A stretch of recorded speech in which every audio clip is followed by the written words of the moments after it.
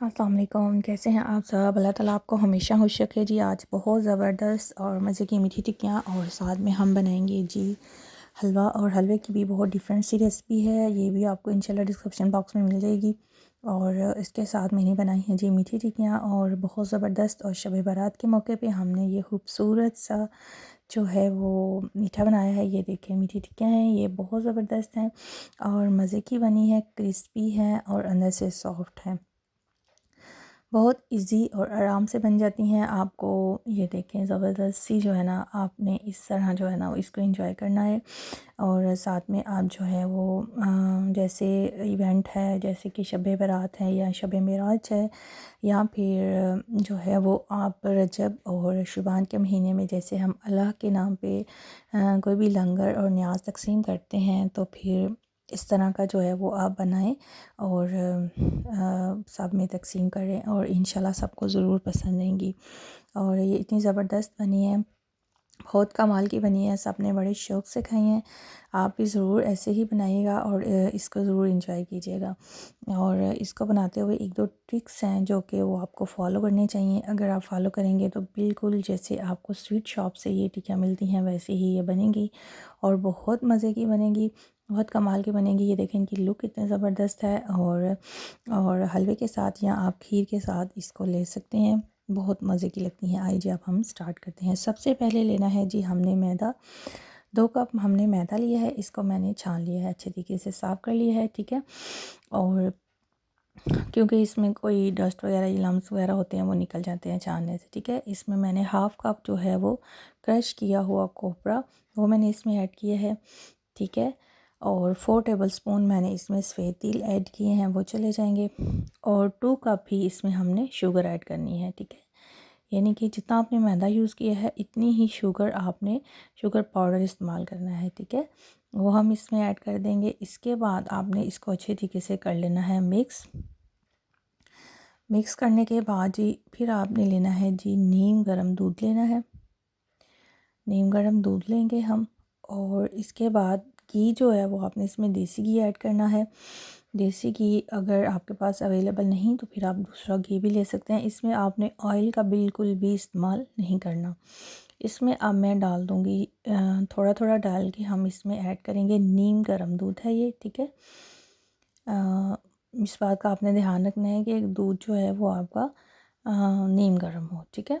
अब आपने इसकी ना ज़्यादा सख्त डो बनानी है और ना ही ज़्यादा इसकी सॉफ्ट डो बनानी है, ठीक है। इसको जो है ना आपने अच्छे तरीके से मिक्स कर लेना है, ठीक है। और बहुत ज़्यादा सॉफ्ट भी डो नहीं होनी चाहिए और आपकी डो बहुत ज़्यादा नरम भी नहीं होनी चाहिए। आपने इस बात का बहुत ज़्यादा ख्याल रखना है, ठीक है। इसके बाद मैं इसमें अब ये देखिए जो है ना हमारी देसी घी वो हम इसमें ऐड कर देंगे। तकरीबन हाफ़ कप देसी घी है वो हमने इसमें ऐड कर देना है, ठीक है। इसमें मैं ये देसी घी ऐड करके और फिर आप इसको जो है ना अच्छे तरीके से आपने मैश कर लेना है, मसल लेना है। असल में देसी घी जो है ना वो अगर आप ड्राई आटे में डालें ना तो वो ज़्यादा बेहतर रहता है। और क्योंकि उस टाइम जो है मेरे से स्किप हो गया था, फिर मैंने इसको इस स्टेज पे डाला है। अगर आप वैसे तो इसमें भी मिक्सिंग बड़ी अच्छी हो जाती है, लेकिन ड्राई में उसको मिक्स करने के बाद अगर आप मिल्क ऐड करें तो वो ज़्यादा बेहतर रहता है, ठीक है। इस तरह जो है ना वो हम इसको अच्छे तरीके से मिक्स कर लेंगे और फिर हम इसको जो है ना वो तकरीबन 1 घंटे के लिए जो है ना वो छोड़ देंगे ताकि हमारी जो टिक्कियों की डो है वो ज़बरदस्त सी रेडी हो जाएगी, ठीक है। इस तरह आपने इसको अच्छे तरीके से नीच कर लेना है। अच्छे तरीके से जो है ना वो जितना भी मैदा वगैरह है ये देख लें, ये ज़्यादा ना सख्त है और ना ही ज़्यादा नरम है, ठीक है। इस तरह जो है ना आपने इसको ऐसे छोड़ देना है। तो आधे घंटे के लिए 1 घंटे के लिए आप इसको रेस्ट दे दें और फिर जो है हम नेक्स्ट प्रोसीजर स्टार्ट करेंगे, ठीक है। और ये बेहतरीन सी जो डो है ना वो हमारी रेडी हो गई है तकरीबन। और बस अब हम इसको छोड़ देंगे और इसके बाद हम इसको फिर नीच करेंगे, ठीक है। इसको जो है ना मैं छोड़ दूँगी तकरीबन 1 घंटे के लिए, इसको रेस्ट देते हैं। बाकी प्रोसीजर फिर हम बाद में स्टार्ट करेंगे। इसको कवर कर देते हैं और 1 घंटे के लिए ऐसे ही छोड़ देंगे। अब नेक्स्ट जो है 1 घंटे के बाद जो है ना नीट हमारी डो जो है वो हमारी नीट हो चुकी है। अब मैं इसके जो है ना 2 पार्ट्स कर लूँगी और इसके बाद एक ले लेंगे बेलन और स्लाइड पे गिरा देंगे इसको ऐसे, और बेलन के साथ जो है ना बिल्कुल आपने इसको इस तरह ही रख लेना है। ठीक है, इस तरह करके तो इसको जो है ना वो ऐसे रफली बेल लेंगे। ठीक है, अच्छे तरीके से रोलिंग पिन के साथ आपने इसको बेल लेना है। बेलने के बाद जो है ना वो साथ साथ ये देखें इसको ना इस तरह अच्छे तरीके से आपने बेल लेना है। चाहें तो आप इसकी जो मोटाई है वो थोड़ी नॉर्मल ही रखिएगा, बहुत ज़्यादा जो है ना वो मोटा नहीं रखना आपने। ठीक है, इस तरह जो है ना, और इसके बाद फिर आप कोई भी मोल्ड ले लें, राउंड सा हो, घर में ग्लास वगैरह भी होते हैं या कोई प्लास्टिक का, जितने साइज़ की आप बनाना चाहते हैं राउंड शेप में वो ले लें, और इसके साथ फिर इसको जो है ना अच्छे तरीके से आप कर लें। ये मैं इसको अच्छे तरीके से जो है ना रोल कर लिया है। ठीक है, और तिल जो है वो इसके बीच में ही ऐड कीजिएगा। कुछ लोग इसके ऊपर लगाते हैं जो कि फ्राई के दौरान जो है वो उसमें से निकल जाते हैं और फिर वो वेस्ट हो जाते हैं। तो अगर आप भूनने के दौरान तिल ऐड कर देंगे तो फिर इसमें से निकलेंगे नहीं, इसके अंदर ही रहेंगे। ठीक है, ये मेरे पास था एक ऐसा, ये देखें ऐसे इससे भी कर सकते हैं आप, ऐसे जिस भी साइज़ की आप बनाना चाहते हैं। अगर इससे छोटा साइज़ बनाना है तो आप ग्लास ले लें, और अगर आप थोड़ा सा बड़ा बनाना चाहते हैं तो इस तरह का ले लें। और वैसे मोल्ड भी होते हैं सारे शेप्स में, और ये जो ईद गिर्द निकला है इसको हम दोबारा बेलेंगे और दोबारा हम यूज़ कर लेंगे। मैं अभी आपको इसकी मोटाई चेक कराती हूँ, बस आप वो नोट कर लें कि इसकी मोटाई जो है वो कितनी होनी चाहिए। ठीक है, ये हम उतार लेंगे साइड से, क्योंकि इसमें ऑयल और घी है तो ये चिपकेगा नहीं बिल्कुल भी, बड़ी आसानी से आराम से उतर जाएगा। ठीक है, ये मैं आपको इसकी मोटाई चेक कराती हूँ। ये देखें, इनको जो है ना वो आप प्लेट में रख लें। मैंने इनको प्लेट में जो है वो शिफ्ट कर दिया है। ये देखें, ये इतनी मोटाई होनी चाहिए, पतली नहीं होनी चाहिए आपकी। ठीक है, इस तरह जो है ना इतनी मोटाई होनी चाहिए। और अब हम सारी जो है ऑयल को करेंगे गरम। ऑयल की जो कंसिस्टेंसी है वो आपकी, जो ऑयल है आपका ऑयल है ना वो आपका मीडियम होना चाहिए। ये उसका जो बचा था वो भी मैंने इसमें ऐड कर दिया है, और अब दोबारा मैं इसकी जो है ना वो इसी तरह बेलूँगी। बेलने के बाद फिर हम इसके अंदर से जो है ना वो इसी तरह जो है ना वो शेप्स निकाल लेंगे, और फिर हम इसको फ्राई करेंगे। फ्राई जो है ऑयल मैंने गर्म करने के लिए रख दिया हुआ है। ठीक है, और फ्राई के दौरान जो है वो आपका जो फ्लेम है वो बिल्कुल लो नहीं होना चाहिए, मीडियम लो फ्लेम होना चाहिए, और हाई फ्लेम पे नहीं करना ताकि ऊपर से जल जाए और अंदर से कच्ची रह जाए।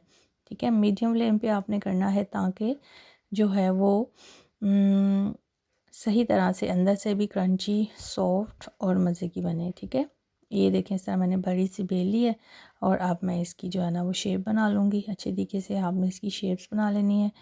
अब चूँकि रमज़ान आ रहा है तो रमज़ान के लिए जो है ना अच्छी अच्छी रेसिपीज़ हैं, और इंशाल्लाह जो है वो सब रेसिपीज़, चटनीज़ की रेसिपीज़ और चाट्स और सो मैनी स्नैक्स, इन सब की रेसिपीज़ जो है ना वो आपको ज़रूर आपसे शेयर की जाएंगी इंशाल्लाह।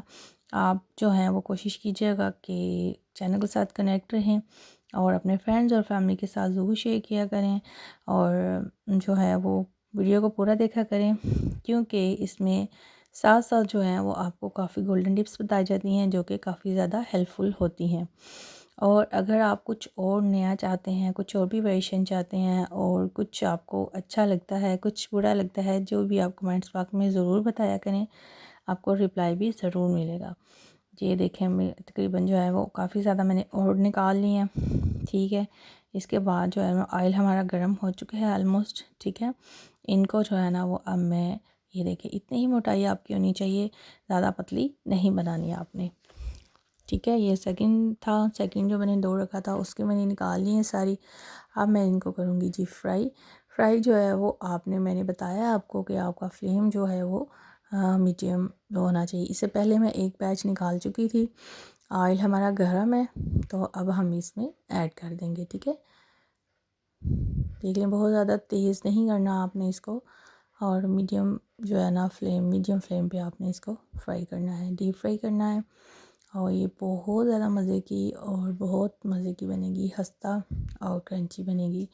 और आप इनको जो है ना वो जैसे ख़ास मौके होते हैं, ख़ास इवेंट होते हैं, और हमारे मुसलमानों की ये पहचान भी है और खूबसूरती भी है कि जो हैं वो प्यारे रसूल सल्लल्लाहु अलैहि वसल्लम ने फरमाया है कि तुम अपने खाने में दूसरों को शरीक करो, कि इससे जो है ना वो आपके घर में बरकत होती है, आपके खाने में बरकत होती है। ठीक है, और इस तरह की खूबसूरत चीज़ें, अच्छी अच्छी चीज़ें बना के तो आप ज़रूर बांटा करें। बाईस रजब की जो न्याज़ है उसमें भी ये स्पेशली बनाई जाती हैं, फिर शब बारात है उस पर भी आप बना सकते हैं, और साथ में मीठा होता है तो ये अच्छा लगता है। ये देखें कितना खूबसूरत इसका कलर आया है। ठीक है, इसको मुझे तकरीबन 6 से 7 मिनट जो है ना मीडियम फ्लेम पे मैंने इनको फ्राई किया है, और अब हम इनको प्लेट में निकाल लेंगे। ये देखिए कितनी खूबसूरत, और बस इससे ज़्यादा आपने इसका कलर नहीं करना, क्योंकि जब हम इसको बाहर निकालेंगे तो उसके बाद भी थोड़ा सा इसका कलर डार्क हो जाएगा। बस आप इनको निकाल लें, निकालने के बाद ठंडा करें और फिर आप इनको सर्विंग प्लेट में डाल लें। ये लें, बेहतरीन सी बनी है। इस तरीके से आप भी बनाइएगा, आपकी भी बहुत अच्छी बनेगी इंशाल्लाह, और आपको ज़रूर पसंद आएंगी। ये लें जी, ज़बरदस्त सी हैं। ये देखें फ्लावर ऊपर रखे हैं और खूबसूरत लग रही हैं और बहुत मज़े की बनी है। आई होप आपको मेरी ये रेसिपी ज़रूर अच्छी लगी होगी। अपने फ्रेंड्स और फैमिली मेम्बर के साथ ज़रूर शेयर किया करें, और आपको जो भी अच्छा लगता है। और इंशाल्लाह रमज़ान में जो है ना वो पर डे के हवाले से आपको इबादत भी बताई जाएंगी, मतलब कि पहले रोज़े आपको ये करना चाहिए, दूसरे रोज़े इस तरह करना चाहिए, बिल्कुल रवायात के मुताबिक और आपकी सहूलत के मुताबिक आपको बहुत से वज़ाइफ और भी बहुत कुछ बताया जाएगा इंशाल्लाह, जिन पे अमल करके अल्लाह ताला आपको बहुत सी आसानियाँ दे, खुश रहें, खुशियाँ बांटे। अपना ख्याल रखें। अल्लाह हाफिज़।